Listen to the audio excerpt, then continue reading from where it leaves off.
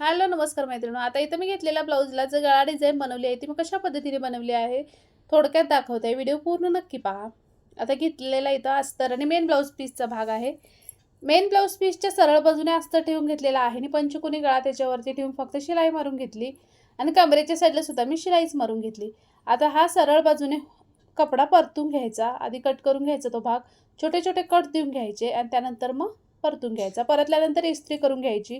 आता ब्लाऊजला तुमच्या छोटीशी जर धारी असेल तर धारीचा तुम्ही वापर करून अशा पद्धतीचा गळा तयार करू शकता बघा. आता इथे मी धारी अगोदर कट करून घेतली होती आणि साईडनं फोल्ड करून एका साईडला आतमध्ये इस्त्री करून घेतली होती, म्हणजे फिनिशिंगमध्ये तयार होते त्यासाठी. अगोदर इस्त्री करून घेतल्यानंतर व्यवस्थित ती धारी दिसून सुद्धा येते आणि अशा पद्धतीने क्रॉसमध्ये असताना परतून घ्यायची ती धारीने. एक्स्ट्रा जो कपडा असतो तो आतमध्ये ठेवून घ्यायचा धारीचा आणि अशा पद्धतीने पूर्ण गळा हा जोडून घ्यायचा बघा.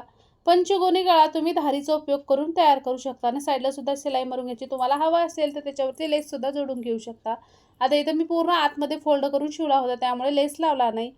तर धारीचा वापर करून तुम्ही पंचकोनी गळ्याला अशी लेस लावू शकता. व्हिडिओ आवडला लाईक शेअर करायला विसरू नका. चॅनलला सबस्क्राईब केला नसेल तर सबस्क्राईब